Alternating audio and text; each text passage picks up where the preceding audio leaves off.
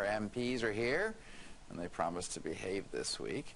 Yvonne Jones is the Liberal MP for Labrador. Stella Ambler is a Conservative MP in Mississauga. Jenny Sims hails from southern BC. What's it? Delta, North Delta? Newton, North Delta. She's for the NDP. Welcome to you all. Thank you, Dan. We don't usually talk polls, but we're talking polls later in the show with Nick Nanos on leadership. But one of the first post-budget polls we've seen came out today on Abacus, and it was kind of interesting. It basically showed that 70% of Canadians that they surveyed feel that the budget does show a preference for higher income earners. But it also says, whether they like, you guys like to admit it or not, that Conservatives are the best economic managers, and that's fortified even more so. So I guess, Jenny, your party and Yvonne's are hard on the Conservative government in terms of them giving away money to the middle or the higher income earners and not the middle class, but it sounds like the voters are buying into their story. Well, right in the poll, as you said, 70% believe that a disproportionate amount is going to, 70% believe, to the higher income earners. And I can tell you, Don, that when I'm talking to people, both in my riding and when I'm going door to door and at events, the middle class are the people I'm hearing from, the hard working middle class and those who want to be middle class are telling us one thing very, very clearly, that they're feeling squeezed from both ends. These are the people who are struggling with childcare payments. Some of them are struggling with full-time employment, and they are struggling with very, very high credit card bills. So we're hearing lots from them and very, very serious concerns of affordability. But Yvonne, one thing that's missing in all this discussion is a Liberal sort of counter plan to offset the budget. Like, you need a plan, don't you, to say to the voters, this is how we as a government would do these issues. When's that coming out? Well, hopefully fairly soon. The economic plan that will be put forward by the Liberals is being finalized at this stage right now. We can expect to have the leader make some public statements around it and launch that platform piece within the next few weeks. So Canadians will have an opportunity to really see the contrast of where spending should be, how we differ from where the Conservatives are. What I hear from people that I've talked to across the country is that this is very much a budget that looks after the wealthier population of the country. They're not seeing anything here that really advances the middle class or helps those who are trying to achieve middle class in Canadian society. And, you know, their concerns are really around everyday issues that we face. Our jobs, stability, paying for our homes, educating our children, ensuring our children have proper child care. All of these things are the things that, well, you know, balanced budgets are one part of it, but a lot of families I deal with, balanced budget is not their number one priority. Their number one priority is, how am I going to look after my family? How do I keep my job? And how do I have that security in my life? Then, of course, they want to see the same for their country. Stella, you've got to fight that perception, though, that this was unduly favorable for the middle upper class. It's well, I think that's clearly not the case, especially when you look at something like, just as an example, the family tax cut benefits every single family with children.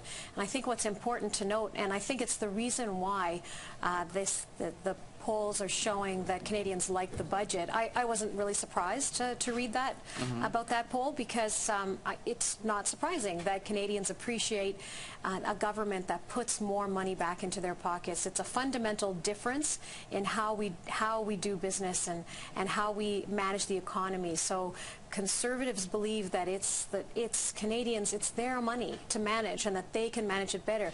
It's not that it's government's money and that we can tell you how best, and the more programs the better. That's not how we look at it. We look at it as putting more money back into your pocket. I should point out only 16% of people in that poll actually knew what was in the budget in any detail. So just going to say that, Don, and I'm glad you mentioned balancing the budget. You know, how was the budget balanced?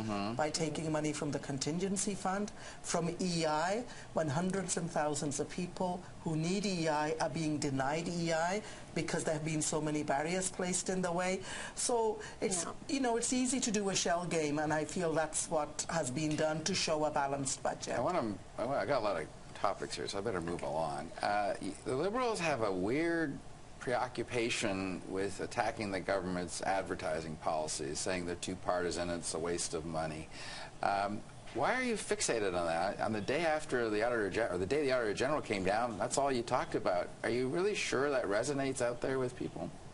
Anytime that governments want to take taxpayers' hard-earned dollars and go out there and advertise and promote partisan messages, yeah, it's a huge concern. What's it, 78 million or no, 17 million? 780 million. Wow. That is being used to do just that. And many of these ads, I mean, we've all seen them as Canadians. They appear, very rapidly around election times. They're promoted in prime time events in the country, whether it's the hockey playoffs or some other major event that might be going on. So, you know, it's not by accident that the Conservatives are doing this. But the Conservatives don't take out ads to say we're changing the pension program, so you can no longer get pension at 65, you have to wait till you're 67. Yeah. They don't take out ads to say that we're going to cut funds that we've allocated for climate change, or we're going to reduce the amount of money that we're investing in environmental programs. So we can't have it both ways here. They don't do ads that speak to that. They do advertising to promote their own message. And I think one very important fact is that so you either lament the fact an NHL hockey game is $100,000 in the playoffs. People watch hockey. 30 student jobs in this country, and this government has cut more student jobs. You can't say people don't know what's in the budget and then not expect there to be some advertising about what's in the budget, what programs are being offered. Maybe there are wait things till Canadians it's should approved, know. So, well, you know, have a good feeling about that. You know, to advertise programs that have already been approved, or to use good communication skills with the constituents and with our residents, there is no problem with that. But when the advertising is so partisan, and I'm looking to my left and to my right, and really close over 900 million during the Liberal era and over 700 million now during the Conservative era. Look, our money actually went to ads, though. Taxpayers work very, very hard. Canadians are working very hard.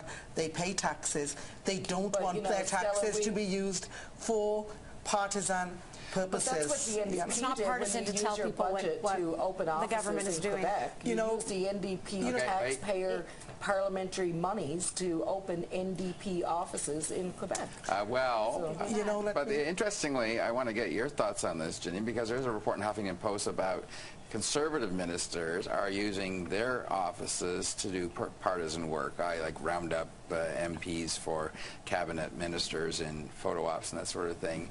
I guess you could say, aha, we're all doing it. I'm not going to go there, but what I am going to say, it's very, very obvious that the Conservative government is using the ministers' outreach offices for partisan purposes, and it's I'm sort of saying, why? And let me just give you an example. Very quickly. I've heard that these offices are open there for the services of all MPs. I've been an MP for 4 years. I've not had one call from the outreach offices of the ministers to say such and such event is going on, whereas usually we're kept out of those events and Conservatives are parachuted in. She's right about that. They're government offices for government business.